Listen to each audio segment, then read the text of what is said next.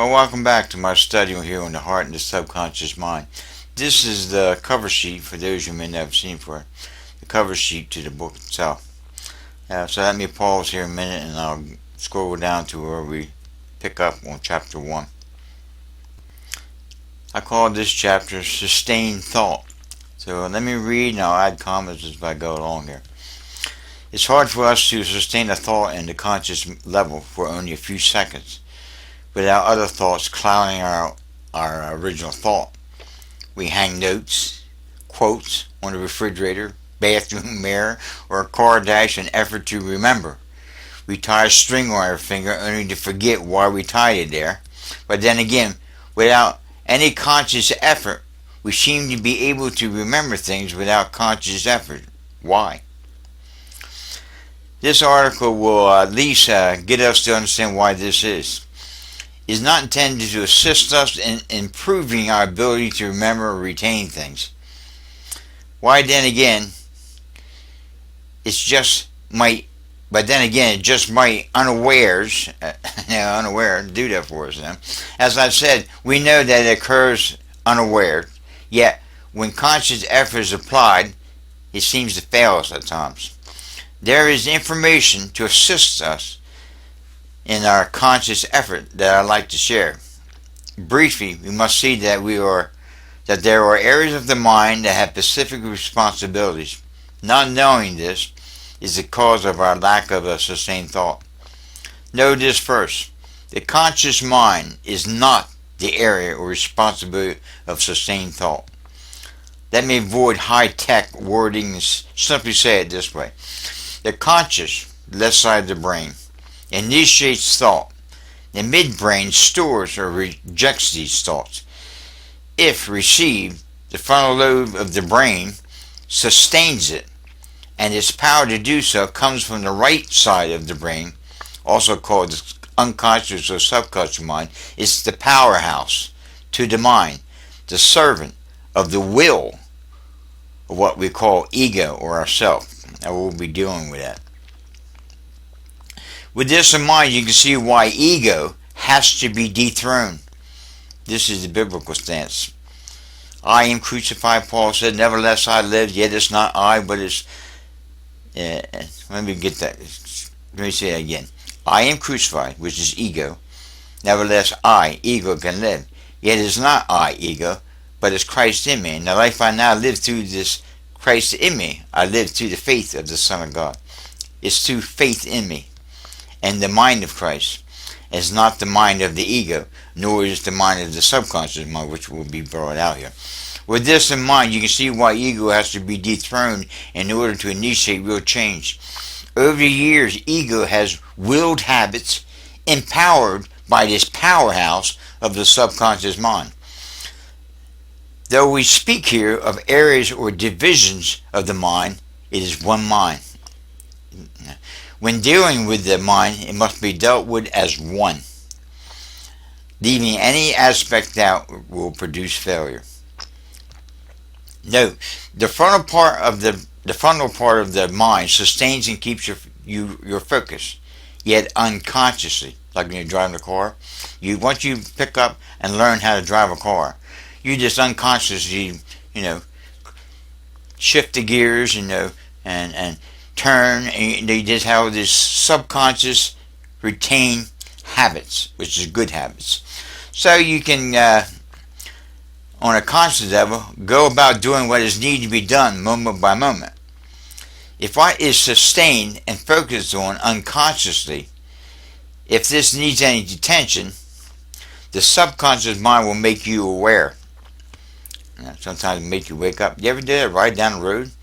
I rode about 10 miles to work and don't even remember riding there. Yet I was doing all the stopping, turning, and everything I needed to do to get there. And then good God, I just drove 10 miles. I don't remember driving it. Your subconscious mind can take over. This gives you an idea of the human mind. Remember, we were made in His image. Can you imagine His mind in comparison to our mind? We will take a look at the mind of God as to its function in comparison to our mind. Think on this matter of sustainer. God's a sustainer. It's said about that God created, He sustains His creation, and one day will consummate this material creation to a greater end, or as I've used in my video series on YouTube, the ultimate intention of God. A lot of this comes out there.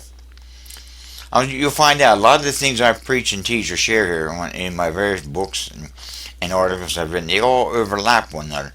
I'm trying to narrow it all down to one book, and try to get it published. But I mean, I don't know if I ever be able to do that. But this is just one. This is another book. It's called The Heart of the Subconscious Mind. It also says, through Him all things, or material, hold together and consist. Also is written, through Him we live, move, and have our very being. How does He hold all things together? By the same means that He created it. Thought. Imagine that, man. What a powerful thought. Sustained thought. Once again, imagine the same power of such a mind. I have said all this to get to this point that gives highlights of a chapter, later chapter I call, it's all about energy. Has come up later. I have mentioned the spaces. You've heard me mention it in his introduction. I mentioned the spaces. The illustration used on the cover of this book. You saw the cover of this book. Remember the spaces? Understand what I mean by this. The sustainer is the occupant of these spaces. The spaces are perceived by us to be invisible, empty. That's the scientists, They find it hard to understand how they get these super atomic microscopes and they look at the brain and, my God, there's spaces in between all this matter. What holds it all together? Well, God. The sustainer is the occupant of these spaces. The spaces are perceived by us to be invisible, empty. We call the seeable material world as reality and the spaces as the unreality. Without this unreality, there'd be no reality that we're used to. Of course, it is expected of beings like us to say this, being so long in this material reality. To claim anything else would be considered crazy, besides ourselves, out of our minds, spaced out, and a number of other remarks to give the idea that you have lost it. Yeah, I'm living out of spaces of my mind. People said, boy, you're crazy, Paul. I said, yeah, I'm living out of spaces of my mind. I'm out of my mind. Where do you think I get half these thoughts from? They're not coming from my brain. They're coming up out of my spirit that sustains the body. To follow what I and others like myself are advocating, you will have to get out of your mind and enter into these spaces. And the question will be, where are they? You might ask. It is written, it is in you. You have these spaces in your own mind. Your brain is filled with spaces. Now you can understand. Let me interject something. You can understand what Jesus meant, that the kingdom is in you. It's in us. It's in these spaces. It's not in the material world. The creator, the sustainer, the consummator. And I brought out on another video I just put out lately about the new heavens and new earth. It's in you. It's in these spaces. And it's coming. Well, let me keep it going here.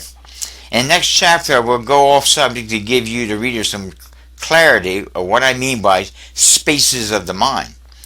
It is in these spaces that the true power of God is expressed. We are reaching for this power, not the human brain of conscious and unconscious abilities. This is only a highlight of what is brought out more in my book, in the shadow of His power. So I mean, one book complements the other.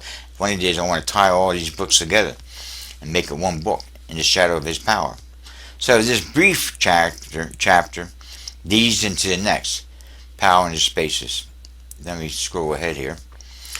Chapter 2, power in the spaces. Here, let me bring that, what I mean by that.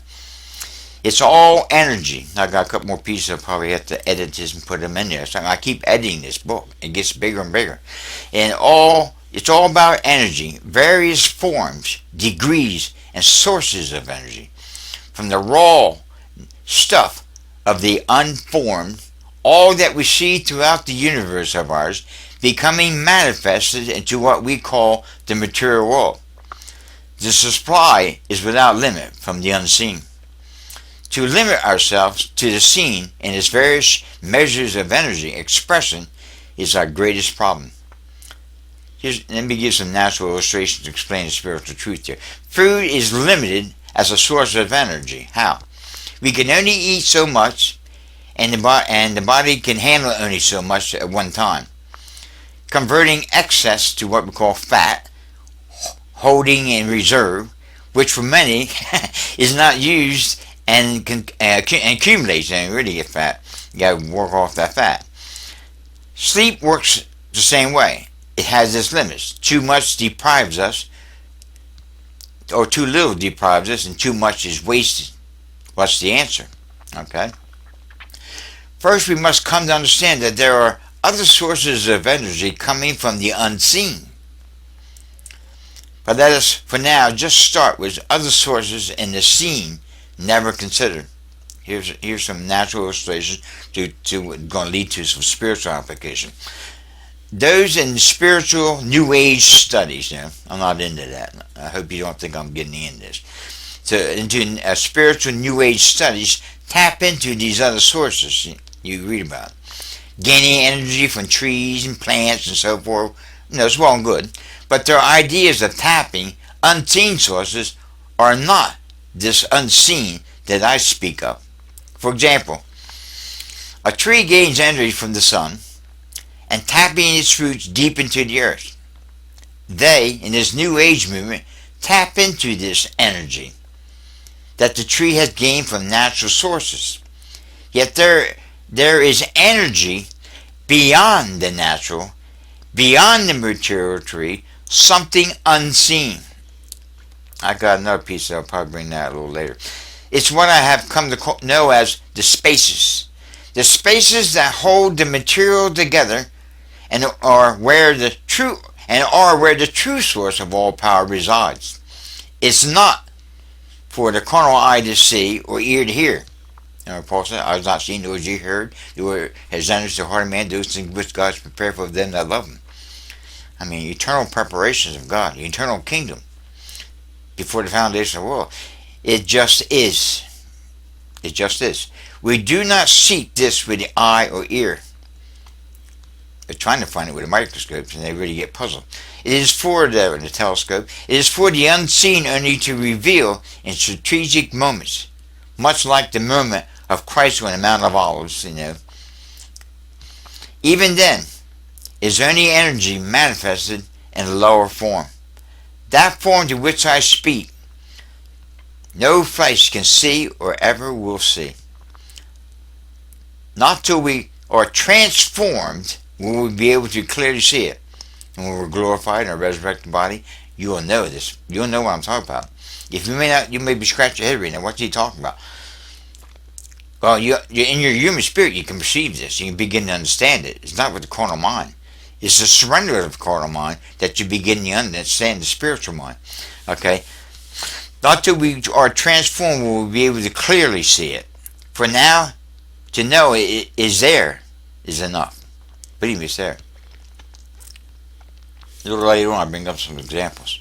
So, it might appear to us now as darkness, Out of that darkness shines light in these dark spaces, right?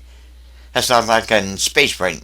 All the space in between it to the object of space holds all those objects in space together. Well, you wouldn't have the same star patterns that we had thousands of years ago. Those same star patterns are still there. And they're held together. What holds them together? Space, empty space. They call it magnetic fields and all that. I mean, they attempt to try to explain it. So we'll just use the word, this thing of darkness. So it might appear to us as darkness, like the darkness of space. Out of that darkness shines light. Note, this light is a lower form of what is, but is not what truly is. What truly is, right? We see the light of our sun at a great distance. It's called a light holder. To clarify what I'm driving at, just reword this. The sun is the energy holder or compressed energy. The material sun, appearing as a ball or as a solid object in the sky, is not solid at all. Spaces surround it and infiltrate it as it does in all other material objects. Just recently you had comets that were penetrating into the sun, and they would think that, well, that would be the end of that comet. And they find out the comet goes through the sun and comes out the other side. I mean, it's not going to be as big as it was when it entered into the sun because it's getting melted away. But it can penetrate. The sun's not a solid object. It's not like a planet. We see the sun, see the light of our sun as a great distance is called a light holder. To clarify, I'm driving that. Just reword this. The sun is an energy holder or compressed energy. The material sun, appearing as a ball, a solid object in space, is not solid at all. Space surrounds it, infiltrates it as it does all other material objects. It is not the light holding sun or the energy gathering tree that sets me free. It is beyond me, beyond the sun and tree, that I am free. It's getting into this spirituality, spiritual thoughts and understanding of this very creation. It is that unseen that sustains it all, yet unseen.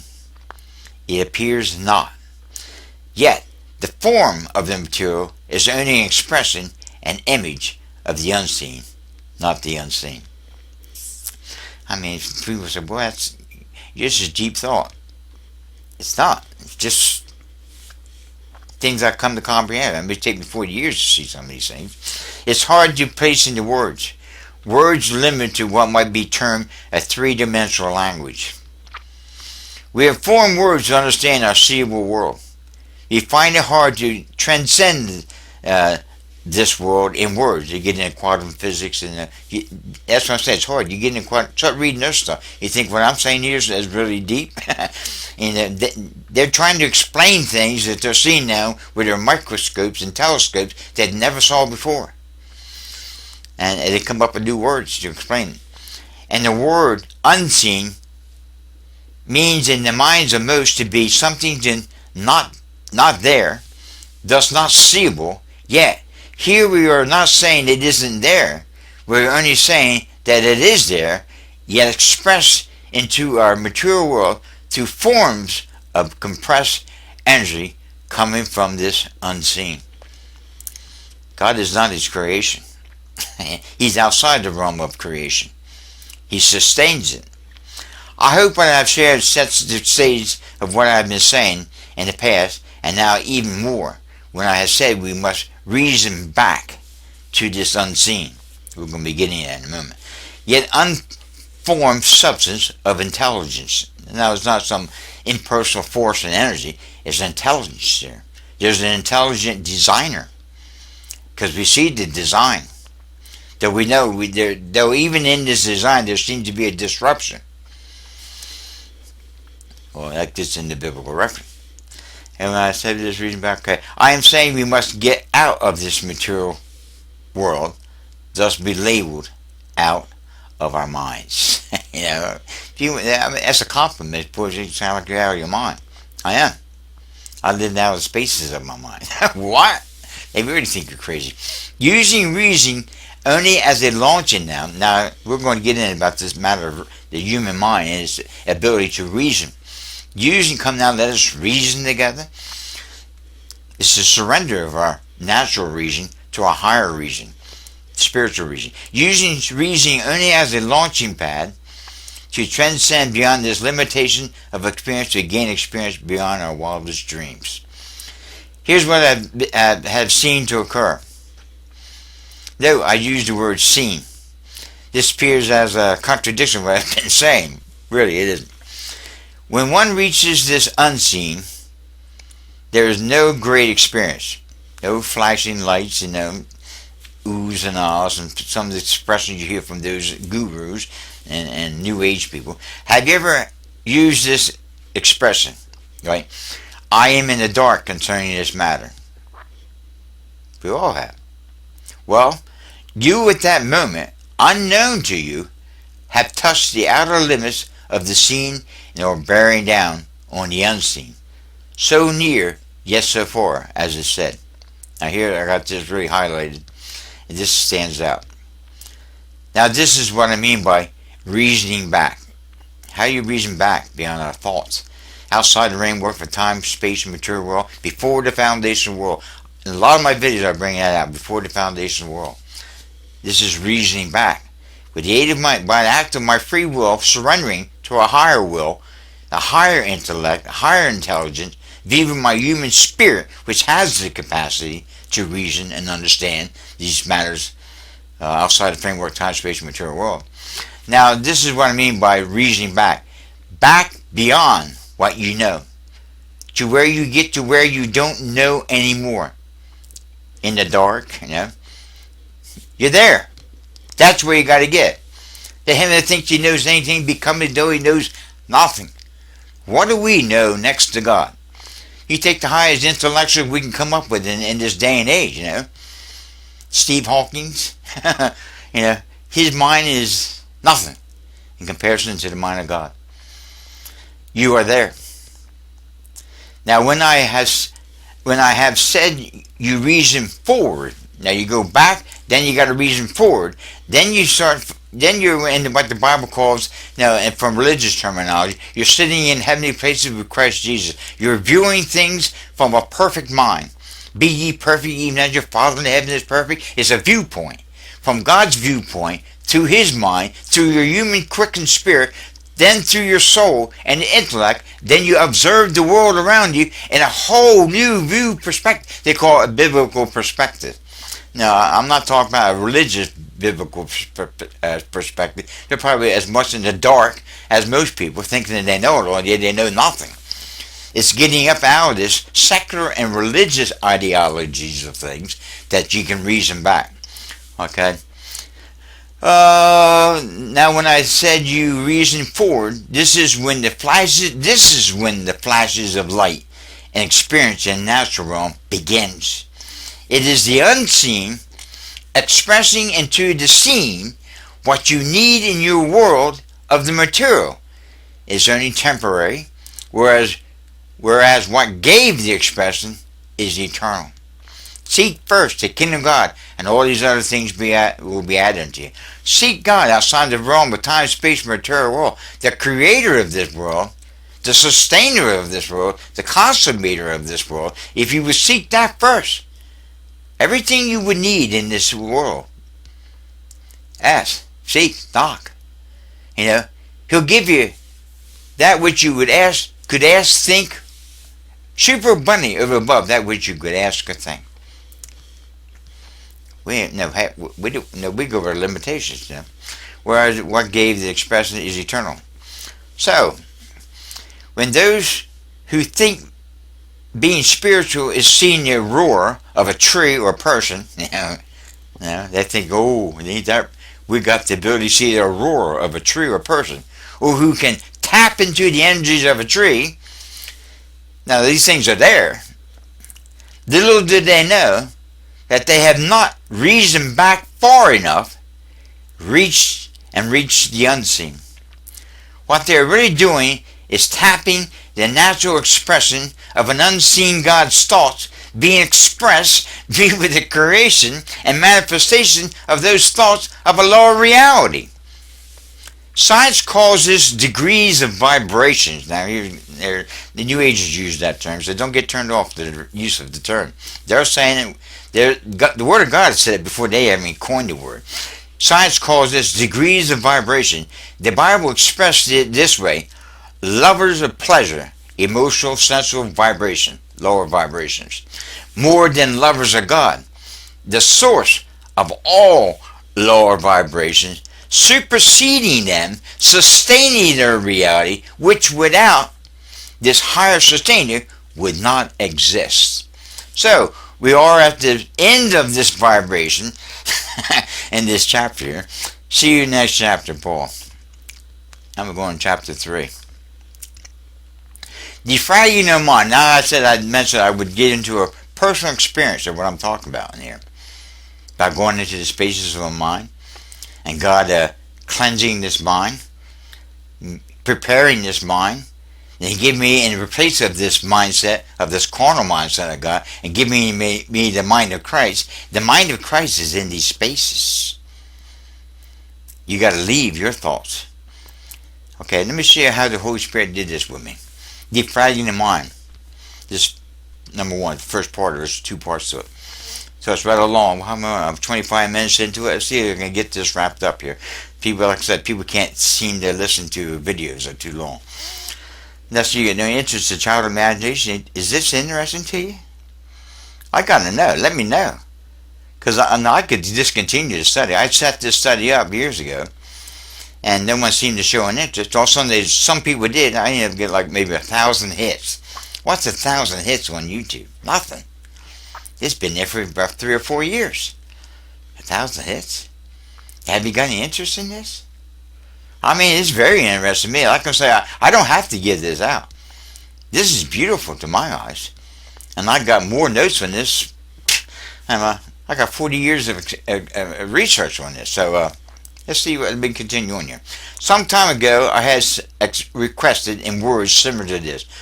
Father, is it possible to have what has been done to my mind realigned?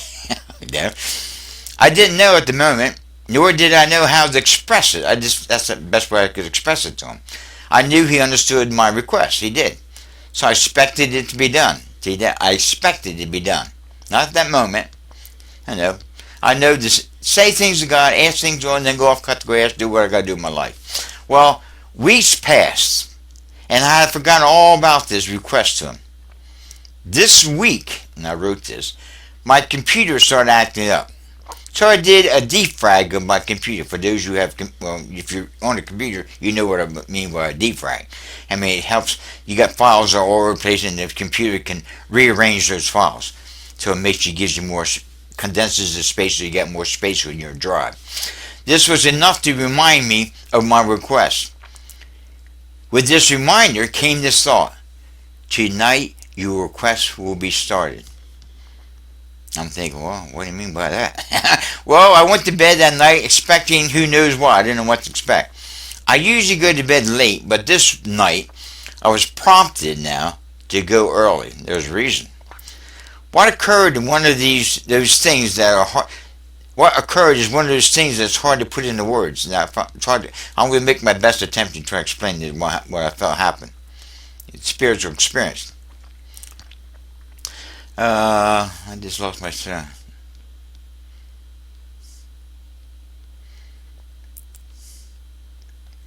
Okay, I will simply say I could see in my mind all the many unaligned areas of my thought and links to a variety of emotions standing like towers or tall structures in my mind. Weird. I mean, I don't know. I tried to draw it out. It's hard to draw. These structures began to change and exchange between one another, aligning in ways which again is hard to describe. In the morning, I felt and expressed what Neo said in the second movie of The Matrix: something's different. I felt different. I know, I felt better. It's one of those, I wasn't trying to get some physical reality. I didn't know. I just said it was possible. I just felt different. My mind felt different. Awake, alive. As the day at work unfolded, I came to experience this: something is different. Thoughts, which at one time triggered certain emotions, now weren't there. But other thoughts and emotions were. Shading one thought for another. A strange experience changing me to where comments were expressed, not necessarily in words to me, but rather than looked from inmates in my unit. And I worked in prison back then. Looked from inmates in my unit at the prison where I work. Now understand, when you work with inmates, they get to know your personality and character. You usually hold to your same personality character. If you flip flop in that kind of situation, you have a unit all haywire. They need to know that you're going to be there and everything's going to run smooth. They get to know you and you get to know them. So these inmates, I had this sensation in my unit where I work, a look of puzzlement. Yet they didn't verbalize this. Like, you're different, Woody. Something happened, Paul. They used to call me Woody, Officer Woody. It just sounded like something. You look different. What happened? They knew, and I knew, something was different. Other changes of the week began to unfold.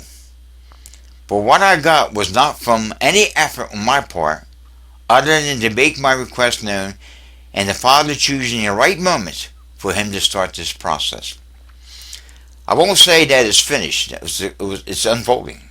He started it. He'll begin to work in me. See, the Holy Spirit has to undo what we picked up from the iniquity of our parents and the world around us. It's called the flesh, the world, the flesh, and the devil. How we've been fed all these lies and half-truths, doubts. He has to remove all that. It's called the sanctifying work of the Holy Spirit. He cleanses the mind. I won't say that it's finished. It would be like sitting and watching the defragging of your computer, running a total scan of your computer. You usually don't sit and watch it to do that. Now you set it up and you go away, let it run as long as it has to run, let it do a defrag. Although I did do this once when I first got a computer, not knowing any better. I thought you just sit there and watch it. I sat there for hours watching. It was crazy, But this gave me an experience which the Spirit used to illustrate what he was doing. I don't sit and watch my computer run this defrag program anymore. Nor do I sit and watch what the Spirit is doing into my mind. Don't let the left hand know what the right hand is doing. You don't want to know, because they'll try to undo what he was doing. I let it run this scan in the background and go on surfing the web. I go on surfing, living out the experience of its results, leaving the Spirit to do what he can do. Happy surfing. So this is part 2 of defragging. We're up to 32 minutes, so I'm going to wrap it up at the end of this. Defragging the mind, so just hang in there. As I sat at work sharing this experience with my partner, another officer named Zach, more insights unfolded to me. I could see clearer what had and was still going on in my mind. I remember an older version of the defrag program, my old computer. Zach mentioned it to me, of the little colored blocks on the defrag screen. Remember that? As files were relocated, they would form clusters of the same color. Now, in the newer version of defrag, it was 2 horizontal graphs of before then after. You have before the mess, and then it would have the after, and where everything's perfectly defragged together. On these 2 graphs were lines of red, blue, and green vertical lines. As files were relocated, these color lines compiled together, and some disappeared. Like those that disappeared were temporary files, not deemed needed in a computer. It gets rid of your temporary files that just cluttered up the computer and kills your memories. I gained this thought from this, and here's what I gained from it. Here's the spiritual insight. With these deleted files, temporary files are removed. Where do they go? You know that?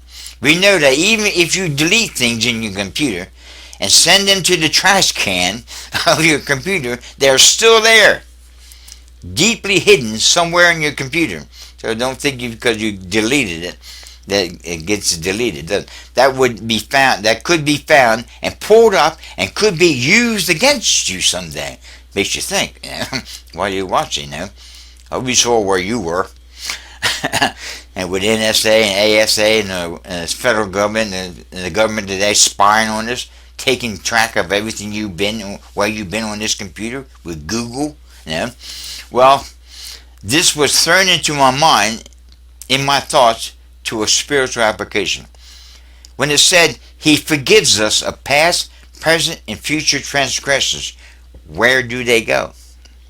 Well, as the computer, they go somewhere, but where? Where would they go?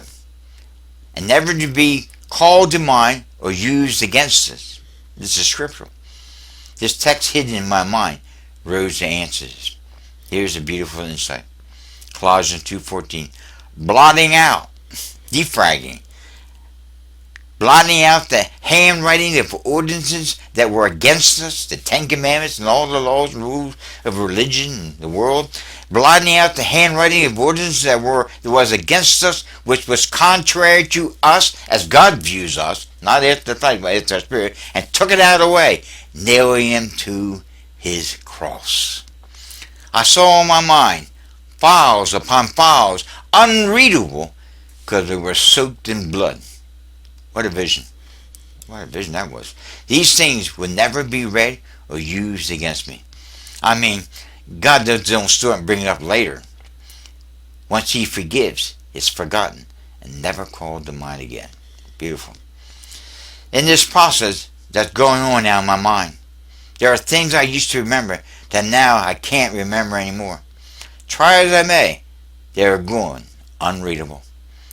You know, things once hidden behind all these this unseen temporary files stand out and are recalled with greater ease.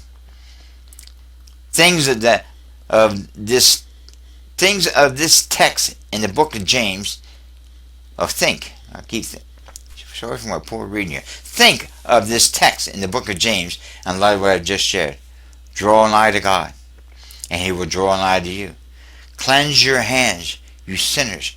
Purify your heart, the subconscious mind, you double-minded, conscious and unconscious. James 4:8. My drawing nigh to God is seen in my request. The cleansing of my hands was seen in my seeing. I needed something done to my mind. What happened to me was the answer of my quest and the purifying, defragging of my double mind, the subconscious storehouse. It's amazing. So that's it. I got to edit and put some more chapters into this book. I got so many things. I got things in other books that should be in this book, but that's how it comes out. I mean, my God, this is a beautiful subject. I mean, there's so much to this. There's so much I want to get out. I want to share with people, and I will get this out. Let me know. I mean, I have a video. Part 1 to this is the introduction. You know how many comments I got in there? 3. I mean, been there for 3 years. What do you get, a comment a year? I mean, doesn't this stir you? Doesn't it? I mean, even questions. What about this? What about that? I'm at the point like, I'll even take a negative. I don't know if I believe what you're saying, brother. Good. Show me what you got. I want to know. I like to compare notes. Let me know. So God bless you until I get this other part going here. That was the introduction. This gets into chapters 1, chapter 2. So God bless you. I'll see you later.